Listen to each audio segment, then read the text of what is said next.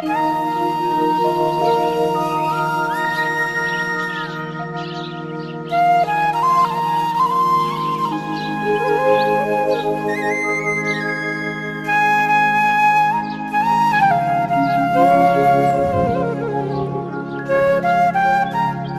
3 omkars. Inhale deeply.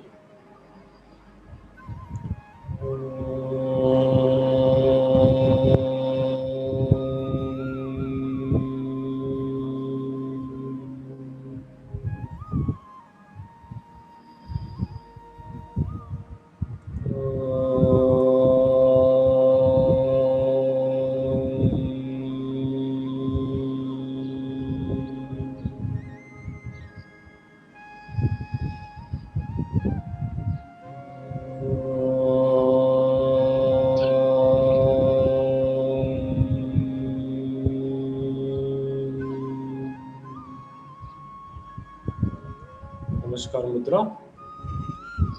एक साथ अपने अपनी जगह पर सब लोग प्रार्थना करेंगे। ओम सहना भवतु सहनौ भुनक्तु सह वीर्यं करवावहै तेजस्विनावधीतमस्तु मा विद्विषावहै।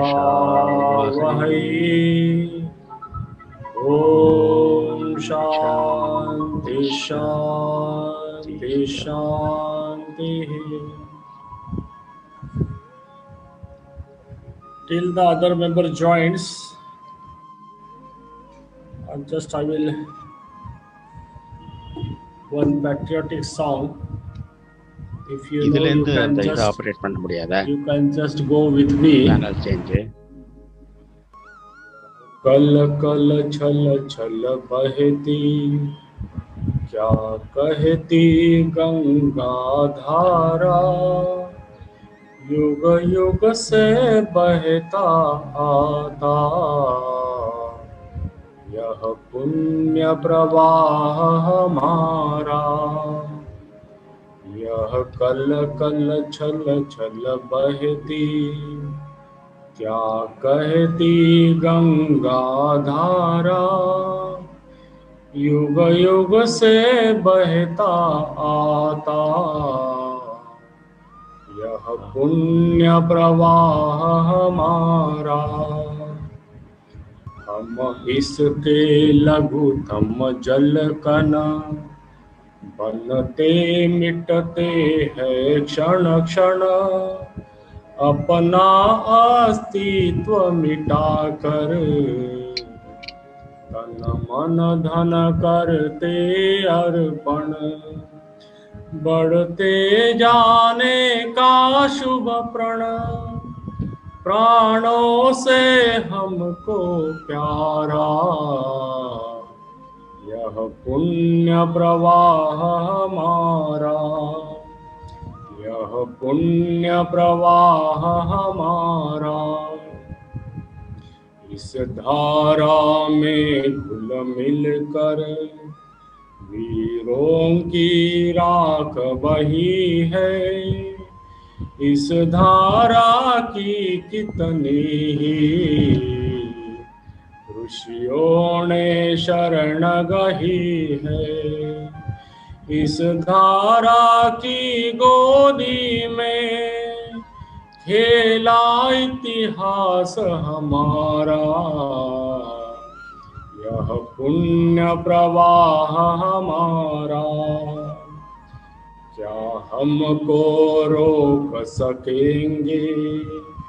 मिटने वाले मिट जाए, कंकर पत्थर की हस्ती क्या बाधा बन कर आवे। ढह जाएंगे गिरि पर्वत, कांपे भूमंडल सारा। यह पुण्य प्रवाह हमारा। यह अविरत तप का फल है। यह राष्ट्र प्रवाह प्रबल है, शुभ संस्कृति का परिचायक, भारत माँ का आंचल है। यह शाश्वत है चिरजीवन, मर्यादा धर्म सहारा। यह पुण्य प्रवाह हमारा, यह कल कल छल छल बहती, क्या कहती गंगा धारा। युग युग से बहता आता, यह पुण्य प्रवाह हमारा, यह पुण्य प्रवाह हमारा। So namaskar to all of you and a very good evening. Today the 1st November and we are going to start the series topic called Basis and Concept of Dharma. And this webinar or this series of the talk organized by Vivekananda Yoga Anusandhan Samsthan Guwahati is a branch of Vivekananda Yoga Anusandhan Samsthan Bangalore. So we are working in the field of yoga, particularly in Assam, and then in broader sense in the whole of Northeast, along with the 7 states. We conduct regular basis the webinar since the COVID started, and then regular basis we are having our own yoga and yoga therapy classes. We also have the yoga instructor courses conducted by Vyasa Guwahati, and today we are having with us a scholar in the field of scriptures, of Indian scriptures, who is a main speaker of our these 8 sessions starting from today onward. It will be every Saturday, Sunday of this month. And I just wanted to give the brief introduction of our main speaker, Shri N. Krishnamurti ji. Shri N. Krishnamurti, well known as Annaji, it is a big brother in Tamil language, is a veteran social leader par excellence. He has brought a social and cultural revolution in the rural areas of southern Tamil Nadu. He is a gold medalist in the field of geology from IIT Mumbai, and I think year is 1969 if I am not wrong. He has renounced his career with the Geological Survey of India and joined hand with Acharya Vinoba Bhave and Jaiprakash Narayan, who worked to render social service in dacoit-prone areas of Chambal Valley. Annaji is an eminent speaker, thinker, writer, and authority on our scriptures. He also well read on Swami Vivekananda, Ramakrishna Paramahansa, Devi Shardama, and many other spiritual and social leaders of India and outside. He has occupied various responsible positions in Vivekananda Kendra Kanyakumari since 1979 and is a founder pillar of Vivekananda Kendra Rural Development Program, now spread over 6 districts of Tamil Nadu.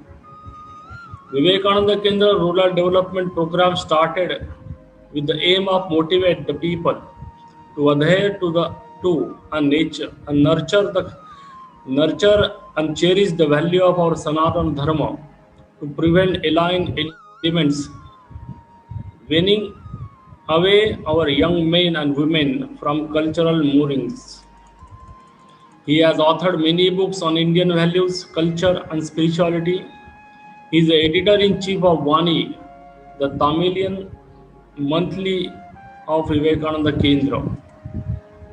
So with this short introduction of Annaji, I will request Annaji to start his session from today. It will be there from every Saturday, Sunday, total 8 sessions on the topic Basis and Concept of Dharma.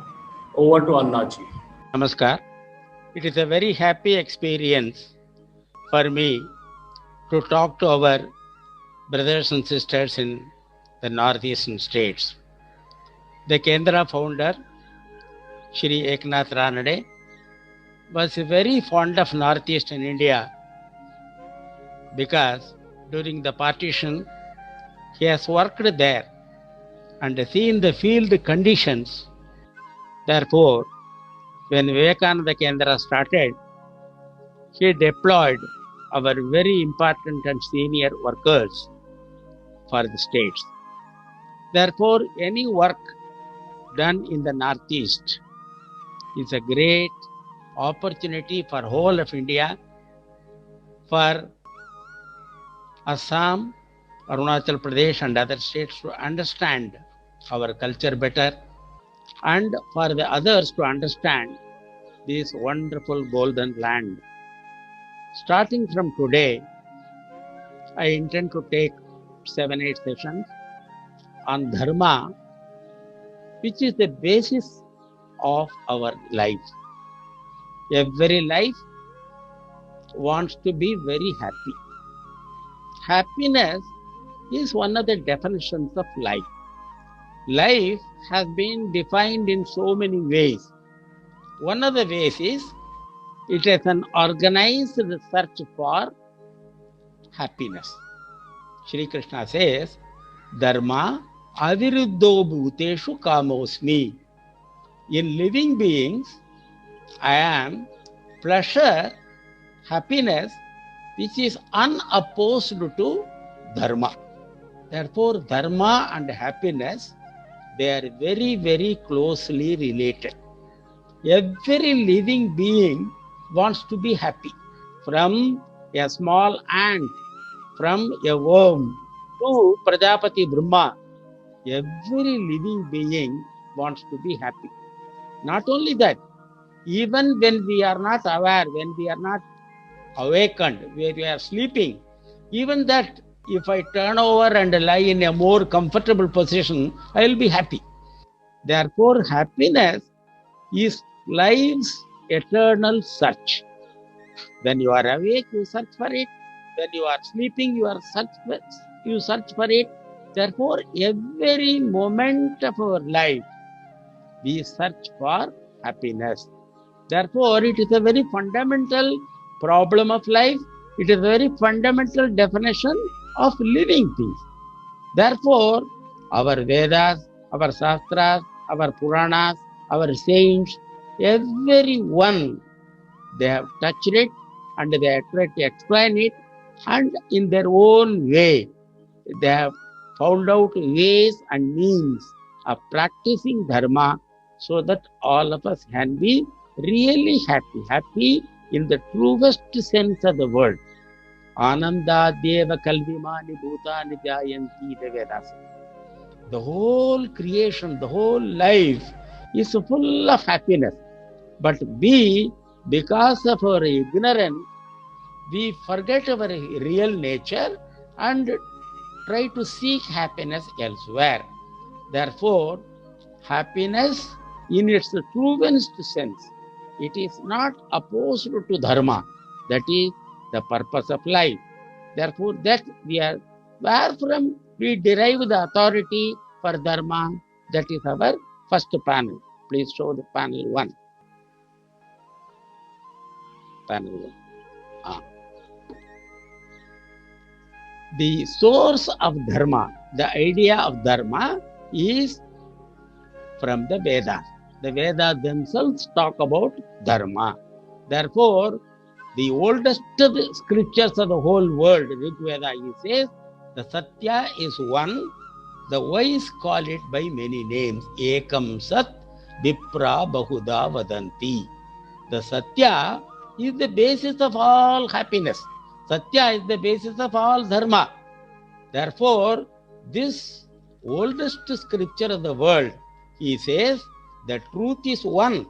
It is one individual, one indivisible.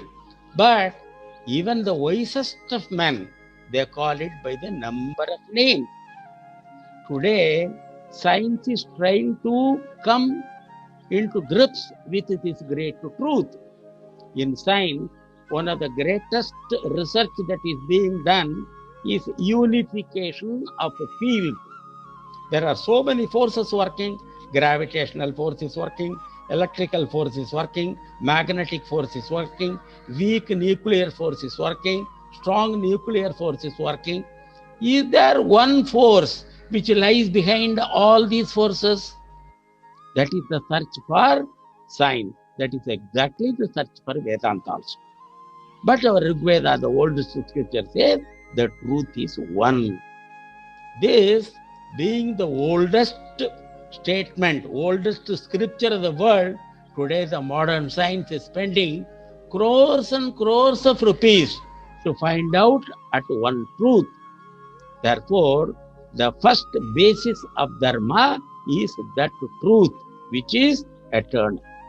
There is one great scientist, Fred Hoyle, he is a Nobel laureate. He says, don't talk about truth, don't talk about consciousness in plurality. There is only one.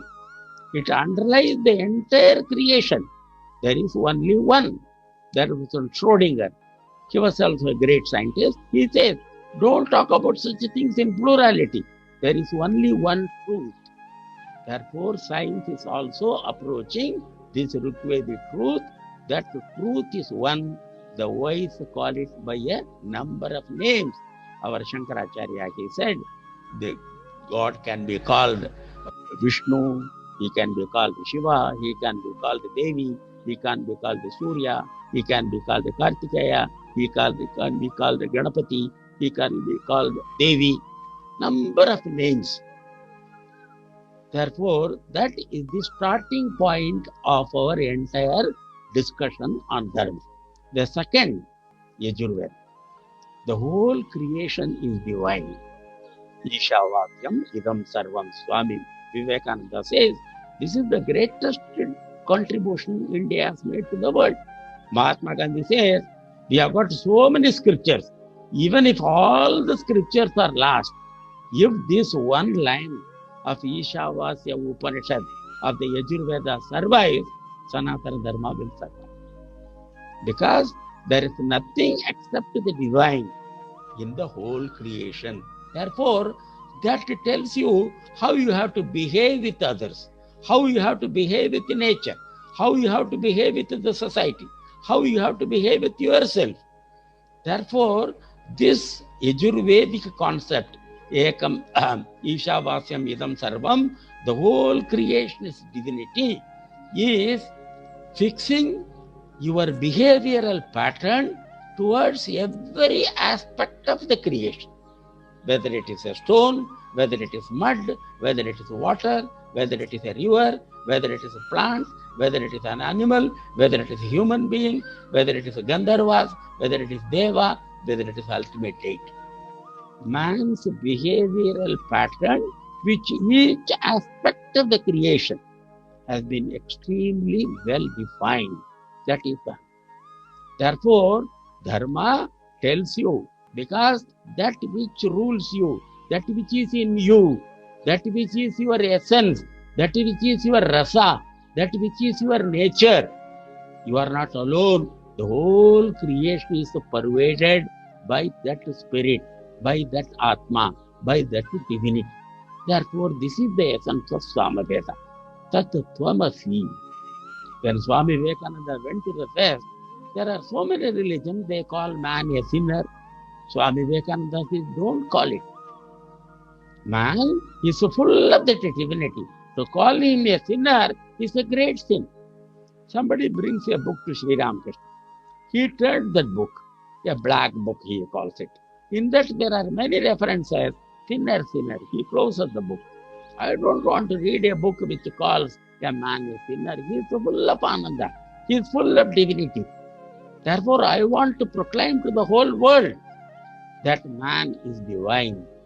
Man, there is a very old, 2000-year-old scripture in Tamil, Tirukkural. He says, if you live the right kind of life in this world, you will be put among the gods. You can become a god yourself. Therefore, that divinity of man is India's contribution to the world. This is what the world psychology is trying to capture. The whole creation is divine. This is what science is trying to capture. Rigveda, the truth is one. The wise called it many times. It is what history is trying to capture. There was one great historian, Arnold Toynbee. He said, wherever religion and spirituality has started, it has to end in India because it has produced this great truth. Truth is one. The wise call it by many names. Buddha, Ashoka, Mahatma Gandhi, they lived such values. Therefore, this life is to be an opportunity for practicing dharma. Shvetashvatara Upanishad, a part of Yajurveda, goes and says something which no other scripture, no other religion in the world says. Tvam Stri, Tvam Puman. Therefore, in all the religions of the world, God is described as the male. In Sanatana Dharma alone, the Yajurveda says, Tvam Stri. That divinity is in the form of a woman. Therefore, there is a Nasadiya Sukta, one of the oldest scriptures of Rigveda. It says, the whole creation has come out of Parashakti.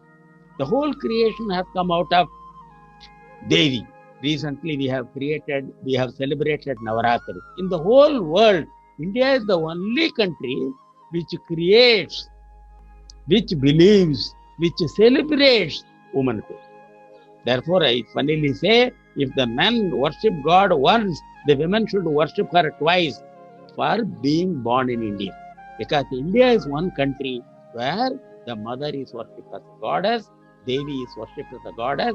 The ultimate reality can be Stri, can be Puman, can be Purusha, can be an old man, can be a young man, all these forms.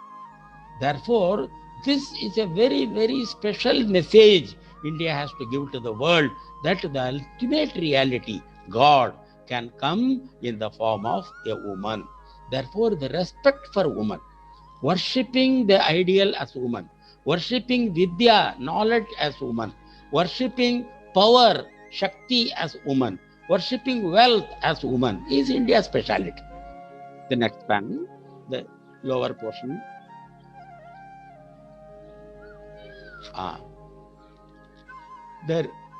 Then there is one portion called Rita. Rita is orderliness. The whole world is full of a pattern, a discipline, an orderliness. There is an orderliness in day and night.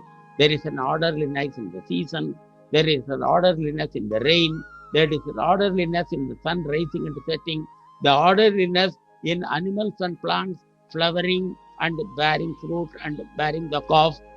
In every aspect of life, there is a rhythm, there is an orderliness, there is a discipline, there is a predictability. This the Rigveda calls Rita. Many of you might have heard that ancient Vedic sentence, Satyameva Jayate na Anritam. Many people translate this word Rita as a truth. But the real meaning of the word Rita is orderliness. To bring that cosmic orderliness that pervades the entire creation into the individual life, that is Dharma. Therefore, the orderliness, the discipline, the predictability, the morally right behavior, the beautiful behavior, the predictable pattern which is there in the entire cosmos, it has to be reflected in the individual life also. Therefore, Dharma is bringing orderliness to the person's life. Therefore, our scriptures define the word Dharma in so many words. It's a right. This Ananda, this Godhood is not for a privileged few. It is not by birth, it is not by land of birth. No, every human, each soul is potentially divine, the Swami Vivekananda says. Just like Tilak said, Swarajya is our birthright, divinity is our birthright. Therefore, the first meaning of the word Dharma is right. It is a duty. The moment you have got a great power, naturally there are duties coming. You will have to act in such a way that expresses the divinity. Therefore, your behavior, your life, your food, your sleeping, your walking, your dress. Arjuna asks Krishna, Kimasita Vrajeta Kim, an ideal person, How does he sit? How does he walk? Therefore, every movement of a person should reflect this orderliness, this dharma. Go up. The lower portion of the chant. Then the third is ethics. There is a moral value. When our great Shastriya Vedantin, he went to America, a Padri training student asked him, "Sir, why I should be moral? Why I should be ethical? Why I should not tell a lie?" He says, "It is against your own nature. You will be unhappy. If you cheat somebody, if somebody cheats you, how will you feel?" Therefore, ethics is one of the meaning of the word dharma. The fourth is the law. It is how the nature behaves. The whole nature obeys the law of dharma. Dharma also meaning for the common man, dharma is religion. Then customs. Age old, it is called achara. Your father did it, your grandfather did it, your great grandfather did it. This achara, the behavioral pattern, that are customs as well as tradition. The word dharma has got so many shades of meaning which we can practice. Go for panel number 2.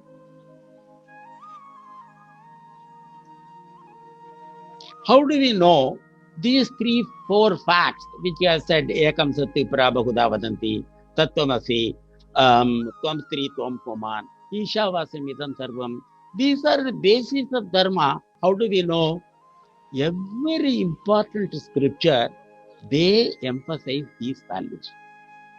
Whether it is a Purana, whether it is a Dharma Shastra, whether it is a Yoga Shastra, whether it is our Kavyas like Kalidas and others, all the scriptures, they emphasize these 4 values. Truth is one, call it by many names. Man is divine. Woman also can be worshipped in the form of, as God also can be worshipped in the form of woman. The entire creation nature is godly. Therefore, all the important scriptures, they emphasize this. These are the Bharat guidelines for right living and problem solving. If you have got any moral problem, if you have got any aesthetic problem, if you have got any yoga problem, the answers lie in these 4 lines. Therefore, all the great teachers who have guided people on what is the right way of living, they refer to these values. Our method of worship, we made a Ganesha out of clay, we made Shiva out of stone, we worship water, we worship a tree, we worship a people tree, Buddha sat under a people tree. Therefore, all our worship, all our yoga, every day we chant the prayer, Asao Adityo Brahma, Brahma Evaham Asmi. When we chant Gayatri, we have to conclude by praying, "O Surya, whom I see in front of me is Brahman. So am I. I am also a Brahman." Therefore, whether it is the object is Brahman, whether it is the chanter is the Brahman, everything is Brahman. Therefore, our methods of worship are based on these four facts. Slightly lower, higher, rise, up. Bharat's lifestyle, that is why it is called Dharma. We don't call ourselves a Hindu Dharma. We call it Hindu religion. We call ourselves Sanatana Dharma. Therefore, our worship is not restricted to 1 day in a week or 1 hour in a day or 4 or 5 times in a day. No, our whole life has to be filled with this. It is not a part-time job. It is a complete life is full of these values. And then Bharat's philosophy, which is called the Tattvas, mythology, the Puranas, the rituals, the Puja Paddhati and our Karma Kanda. They are all derived from these 5 facts. Therefore, when we worship, we take water from the river, we chant where we are sitting in the Sankalpa, you might have heard, on the bank of such and such a river, on the bank of Brahmaputra, in presence of Kamakya Devi, I chant this mantra for the welfare of the whole world. That is called Sankalpa. Therefore, very often we make a sankalpa. Then we have to refer to the geographical area we sit. And then the God who is within me is there within the entire creation. We have to chant that philosophy. And then why we are sitting in Kamakhya? Because Kamakhya has appeared there.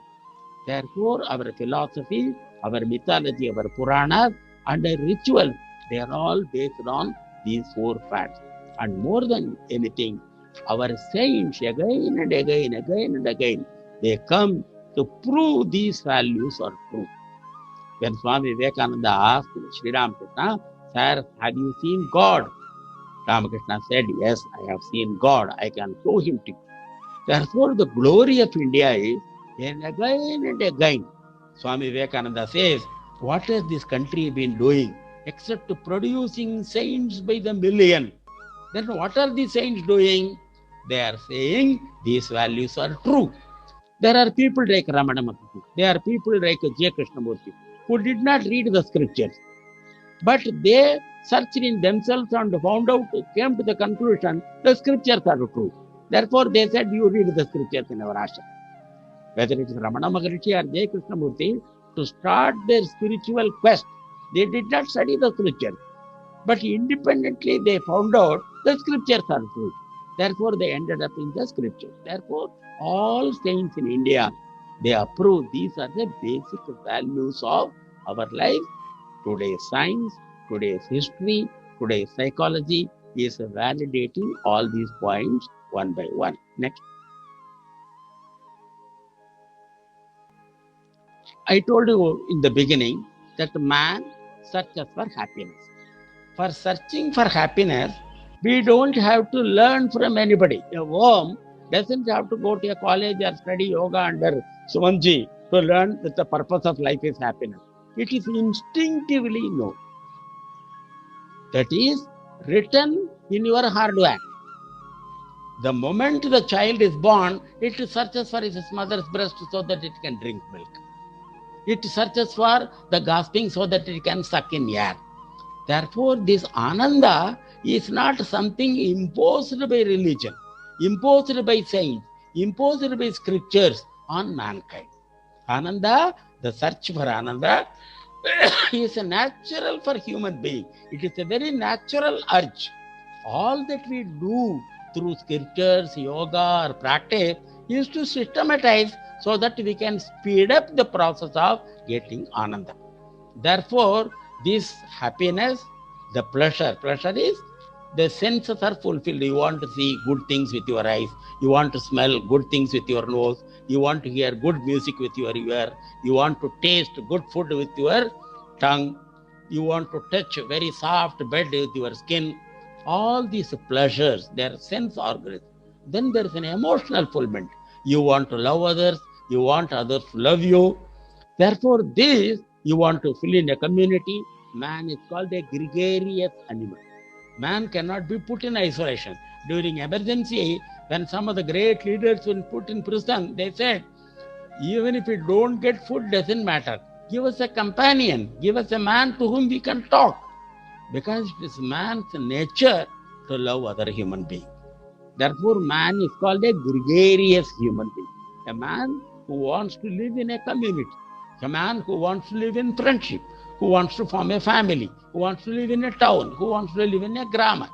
Therefore, all these go together to give him the satisfaction of happiness.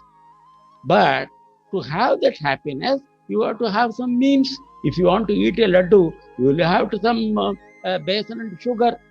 Therefore, artha is that which gives you happiness. Therefore, our concept of artha is very beautifully designed. If artha does not fulfill kama, then it has no meaning. It is no artha. If your money does not give you happiness, it is useless. The purpose of artha, the purpose of wealth, the purpose of material prosperity, it should make you happy. But man doesn't know it. He wants to accumulate wealth just to satisfy his ego. In America, when gold was discovered, millions of people rushed to America. They went 5 kilometers deep and then dug up tons and tons of gold. Then there was a security problem. Where to keep it? Somebody said there is a place called Fort Knox near Chicago. You keep it in that fort. And the another security expert said, no. If you keep it in the fort, it will not be secure. Therefore, another expert came with a solution. You dig a 5-kilometer pit and keep it safely. It was already 5 kilometers below the earth. At a 5 kilometers, thousands of lives were sacrificed to dig up the gold, to bring it again, dig a deep pit, put it there. This is humanity's stupid way of dealing with us. Therefore, our Shastra says, Artha should give happiness either immediately or in the long term. When you practice Dharma, it will give you happiness in the next birth or in this birth. Therefore, Artha, which does not fulfill Kama, wealth which does not fulfill pleasure, then it will go to your head, it will puff you up, it will give you ego, and it will take you away from God, away from happiness. Therefore, Artha has to give happiness. The real test of Artha is whether it can give you happiness. The moment you apply this meaning of Artha, automatically your needs come down. How many beds you can use for sleeping? How many dresses you can use for wearing? How much food you can eat?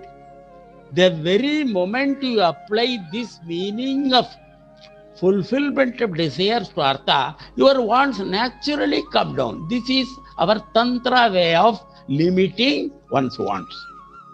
Therefore, if you don't do it, you will go on accumulating. There was a woman in one country. She built a 9-storied building and filled it with chapels. Therefore, such things go to one's head and puffs up to one's ego, and it doesn't give personal happiness at all. Therefore, the moment the Rishi defined Artha as that which you have gives happiness, then automatically there is a limiting of Artha. And then that Artha, it should not be opposed to Dharma. Just like you have got a desire to seek happiness, you have got a desire to seek Artha, your neighbor also has got the desire. Therefore, your way of searching Artha should not hinder him in searching for Artha. Therefore, Sri Krishna says, Dharma aviruddho bhuteshu kamosve bharatarishava. O Arjuna, in living beings, I am Kama, which is unopposed to Dharma. When I seek happiness, I should see to it, my search for happiness does not come in the way of others' search for happiness.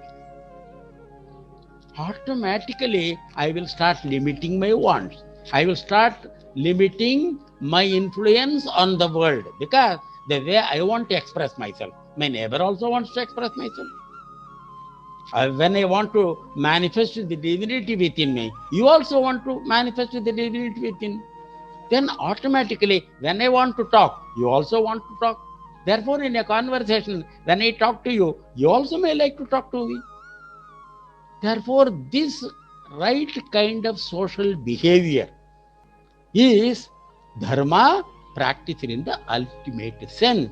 Therefore, our whole Shastras very elaborately, from the conception of a child in the mother's womb to 21 generations after his death, every moment of his life has been defined by Dharma. How to behave. That Dharma is defining your life, behaving your life. But when somebody puts so many rules and regulations, you lose your spontaneity, you lose your natural movement. Therefore, you feel you are imprisoned. Therefore, you are a prisoner. Our Dharma speciality is no. Yehudi Menuhin is a great musician. He says the beauty of Indian music is they have got only 7 swaras, but within those 7 swaras, they give so much scope for innovation, so much scope for creativity. I like Indian music for this purpose only. Another example is Dr. Radhakrishnan says, when we play a game of cards, what kind of cards you get That is the dharmic rules. But with those cards, one fellow will play very intelligently, another fellow will make a mess of the whole thing. You cannot change the cards, but you can change the way you can play. You cannot change the swaras. You can change the way you use the swaras to create music. The beauty of Indian music is, though it externally appears, it is a very hard and fast rule. It gives so much scope for innovation. Therefore, our rules of dharma, our rules of good behavior, our rules of life, from outside it will look, oh, it makes a prisoner of man. But when you start practicing them, you will find a tremendous amount of freedom. For example, when you start reading and writing, the alphabets are so difficult to learn. But once you have learnt them, you enjoy reading so much. When the mother invites the child for food, no, Mataji, I am reading something. Therefore, the beginning, the practice of dharma is very difficult. It may appear that it is imprisoning you. But once you find your space within the dharma, it gives you so much happiness. I always give this example. Kendra has got a vehicle, a bus. Every day it goes to the temple. Then if it has got a very good brake, does the driver go on applying the brake so that the vehicle doesn't move? Or just because the vehicle has to move, does he leave the brake? No. The very presence of a brake in a vehicle improves the safety of the vehicle. Dharma is like that. For example, a river has got two banks. That directs the flow of the river. Without those banks, what will happen? The river's water will waste away in all directions. There is a tala in music. A man will be sitting by the side of the singer and go on playing the tala. Does he imprison the singer? No. A good singer will know that tala only helps him to go forward, go further. The chandas, the meter in a poetry, it helps only you to build up more and more poems. Therefore, dharma is not for imprisoning you. It is for your growth. Just like a tala for music, it is like the banks of a river for the water flow. It is like a chandas for the poetry. It is like a brake for the vehicle. Dharma is not for strangling man. That is why India has created so many creative people compared to any other country. India has produced the highest number of creative people because the very ordinary aspects of life have been applied by dharma. Then ultimately the freedom, the moksha. That is the very purpose of life. Ananda, which has no end at all. Therefore, the highest happiness human being is capable of achieving. Unparalleled. Yam labdva cha aparam labam manyate natikam tataha yasmin titona dukkena guruna api vichalyate. Gita puts it very beautifully. That Ananda, after obtaining which, you don't look for anything else. You are so happy. You want to be in that. That is the definite. Nobody has come out with a better definition of happiness. Happiness is a state from which you do not want to go away. You do not want to change. You do not want to give it up. Therefore, yam labdva, after obtaining which, aparam labam manyate. When in our culture, to teach people the various aspects of dharma, we have got a number of methods. One is persuasion, education.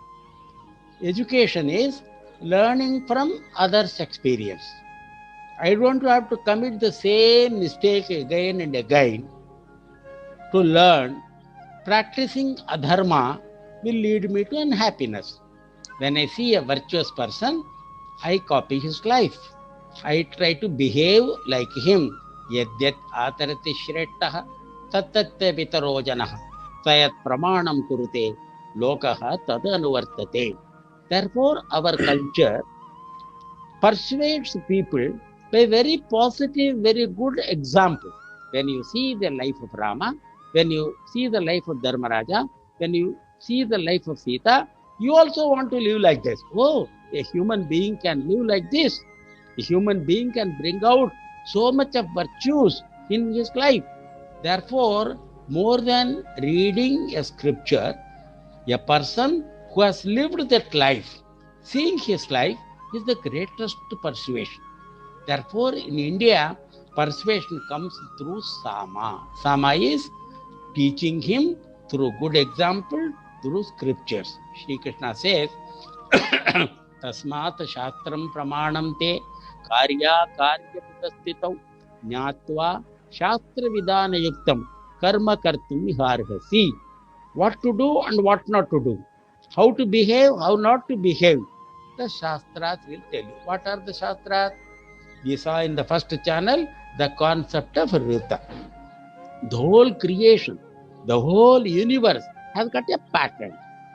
The individual can replicate, can simulate, then copy that pattern in his personal life. At universal level, it is called Rita. At personal level, it is called the moral behavior. Therefore, our rishis, what is right life, what is wrong life, studying the entire nature, they have framed some laws and written in the form of scriptures. Therefore, those scriptures will tell you what to do and what not to do. Therefore, Shastram Pramanam Te. The Shastras, they teach you in many number of ways. The Vedas, they are called Shruti Samhita. You cannot oppose them. You will have to follow them. You will have to just listen to them. There is no question of bargaining with the Vedic regime. He says that you will have to take it. But that is not the only way of Veda teaching. There is other way called the Dharma Shastra. Dharma Shastras are called the Dandaniti. If you don't behave, you will be punished. You will be sent to hell. You will be sent to heaven.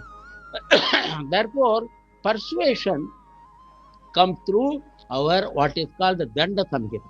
There is another way. It is like a Suhrut Samhita.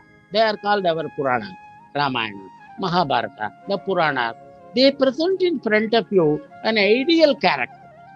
Therefore, you are tempted. The man who doesn't know anything about goodness, but when he sees the life of Rama, Vigrahavan Dharma, Rama is Dharma Swarupa, he also wants to behave like that. Therefore, this example of Purana, they are called the Suhrut Samhita. That's just a French teachers. And there is the fourth, Kantu Samhita, wife teachers. In Ramayana, there is a beautiful way of Sita persuading Rama. Whenever Sita wants to tell Rama something, she will say, it is not that you have forgotten. It is not that you don't know. I am just reminding you.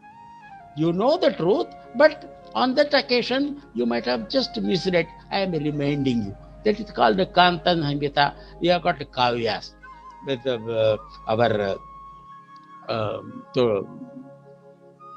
Kalidasa has written his great works, Kalidasa, Shakuntala, and great poems India has produced. All of them, the purpose is to instill the value of Dharma. But whether it is Dharma Shastra, whether it is the Purana, whether it is the Itihasa, whether it is the Kavya, all of them have to follow the moral values set by the Vedas.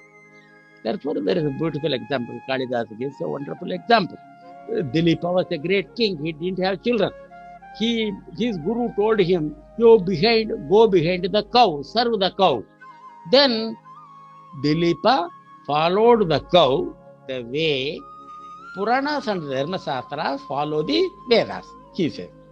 Therefore, Kalidasa says, the Vedas, they are the leaders. The Puranas, the Kavyas, they may give these values as the way Dilipa is presented with a cow. Therefore, persuasion, it is for the highest people. It is for the most intelligent people. For the slightly lesser people, it is dana. If you behave well, I will give you an increment. I will give you more salary. I will give you a prize. I will give you a reward. I will give you a Padma Shri. I will pat on your back. Many people respond to this reward. If you practice dharma, you will have punya. You will have iha, amutra, palabhoga. In this world as well as in the next world, you will have enjoyment. You will have happiness. Therefore, practice dharma. Therefore, man is tempted to practice dharma by temptation of rewards. Chipram hi manushe loke siddhir bhavati karmaja. Sri Krishna says. In this world, very quickly you get the rewards of good actions. Therefore, the second is dana. The third is veda. If a man is misbehaving, see, we conducted a camp for drunkards. We found many drunkards drink not because they want liquor, but they are in the bad company. Therefore, our advisor told me, first separate that man from that bad company, then you can save him. Therefore, Veda is isolation of the individual from bad company. The day Vibhishana left Ravana and Kumbhakarna and joined Rama, his life was assured. Therefore, Veda is isolating the individual, removing the individual from bad example, bad company, in which he practices adharma. Therefore, Veda is a standard practice. The fourth is danda, punishment. Therefore, there are certain people very low intelligent, they don't understand your theory and all that. They don't understand your philosophy. They don't understand your moksha and dharma. For them, unko danda hi samajh mein aata. Therefore, Tiruvallur says, a king has to apply the danda sometimes. If he doesn't do it, he will be like a farmer who allows all the weeds to grow in his farm. Therefore, danda is also required sometimes to bring people in line. But it is very sparingly used. First, you will have to use sama. Then you will have to use dharma, dana. Then you will have to use veda. And the last resort is danda. But if you do not follow 1, 2, 3, you cannot escape 4. Therefore, Tiruvallur says, the king has to use the punishing rod in order to bring people to the moral path. He is permitted to do it. If the king doesn't do it, if the ruler doesn't do it, he will be doing a great disservice to the society. It's not that everybody is amenable to sama and danda. Therefore, danda is used very much. And the modern management also says they try to give reward. Now, people thought if you give more salary to a man, he will work better. Found it is not working. In big companies, they not only give a share in the profit, they give even ownership also. They give some of the shares also. In big companies of the world, it is not only salary. The compensation package is not salary. It is you are the owner of the company. The loss and gain of the company will affect you personally. Therefore, even that didn't work. Today, many people who are corrupt, they are not corrupt because they don't have enough money. In spite of having so much wealth, they are corrupt. Therefore, now management experts have come to the conclusion, giving more and more reward to a man, you cannot make him work better. Even in nature, it has started working. For example, there is a crop. You give more and more fertilizer, then it should yield more. There comes a stage, by putting more fertilizer, the crop yield does not improve. The law of diminishing returns, it starts working. Therefore, now they have to change the crop, they have to bring out gene modification. Therefore, the management experts have come to the conclusion, giving more and more reward does not make a man work better. Therefore, others who said, we will try punishment. If you don't do the work, we will punish you. If you don't follow dharma, we will punish you. First 2 beatings he will take. After that, he will become very thick-skinned. Oh, you beat me, I will not work. Therefore, there are whole countries, whole civilizations who tried punishment to make a man practice right values. They failed. There are whole civilizations, whole countries who gave rewards. It didn't work. Giving more and more reward to make a man work is called capitalism. There, the profit is the main motivation for the people. It doesn't work. They don't behave morally. Many people, they bunk, they don't go to the work. Because reward does not motivate them. Then punishment. There are many countries, in communist countries, if you don't practice the work discipline, you will be punished. People become very thick-skinned, they don't care your punishment. Therefore, now the latest modern management is beyond carrot and stick. You cannot make a man work by tempting him with reward or threatening him with punishment. One management expert has written a book, Beyond Carrot and Stick. She says you have to appeal to the goodness of man. Manu said that thousands of years back. Manu says, if a king wants to get work out of his workers by reward or punishment, you know that work will come to nothing. It will be, the effect will be zero. You will have to go on giving him rewards. Then for the same reward, he will not work. You will have to increase the dosage. How much you can increase? Or punishment. You have to increase the dosage of punishment. How much you can punish? Therefore, appealing to the goodness in man. Oh, you are a morally perfect man. You are a human being. You are a dharmic purusha. You are a citizen of India. Therefore, appeal to the best in man. Manu said thousands of years back. Modern management experts say that carrot and stick will not encourage a man to practice right kind of values. Therefore, Swami Vivekananda also called beyond fear and temptation. How beautifully he puts it. Therefore, dharmic values had to be practiced for themselves. Yashtavyam eveti mana samadayata sattvika.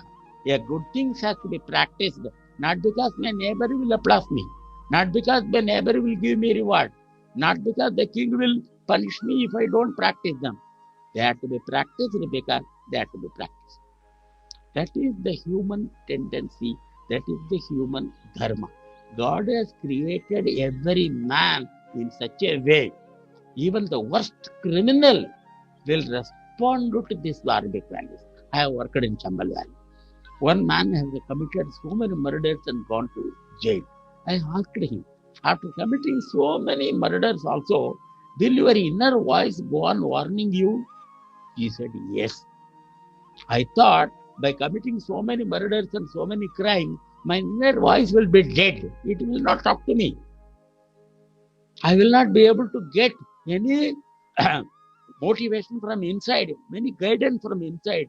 But to my utmost unhappiness, I found my inner voice cannot be strangled. It goes on telling me, oh boy, you are doing something wrong. That is what Swami Vivekananda said, each soul is potentially divine. This divinity cannot be snuffed out, cannot be put out, cannot be annihilated. That voice of truth, Gandhi used to say, I used to listen to that voice of truth. It used to guide me in the most critical hours. It is not only for Gandhiji, according to Swami Vivekananda, each one of us, the inner voice comes. Therefore, the intelligent people, they listen to the persuasive Dasmat, Shastram Pramanam. The ordinary people, they respond to the rewards. After some time, they found rewards are not sufficient. The still lower people, you have to isolate. You will have to bring him away from the evil influences his life. That is the Veda. The worst people, they respond only to punishment. Therefore, even the modern management has come to this level. There is no alternative to practice dharma. You will have to teach the practice dharmic values, whether it is truth, whether it is ahimsa, whether it is love, whether it is cooperation, whether it is friendship, whether it is work as worship, you will have to tell them. Therefore, these values we will continue tomorrow in the next session. These are available on print for you. Thank you very much for listening.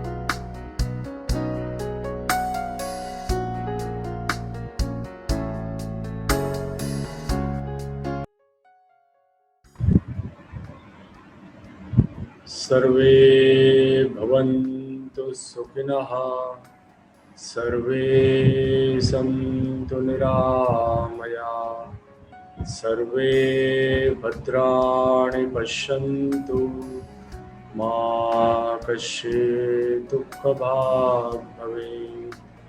Om Shanti Shanti Shanti.